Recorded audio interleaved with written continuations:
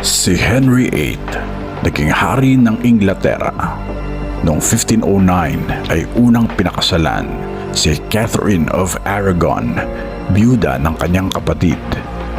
Mahalaga ang kasal na ito sa politika upang mapanatili ang alyansa sa Espanya. Matagal silang nagsama, ngunit nagkaroon ng problema sa pagkakaroon ng anak na lalaki. Nagkaroon sila ng anak na babae, si Mary, ngunit walang lalaking tagapagmana. Sa desperasyon ni Henry na magkaroon ng anak na lalaki, nakilala niya si Anne Boleyn, isang maganda at matalino na babaeng galing sa korte. Siya ay kalaguyo ni Henry habang karelasyon si Catherine of Aragon.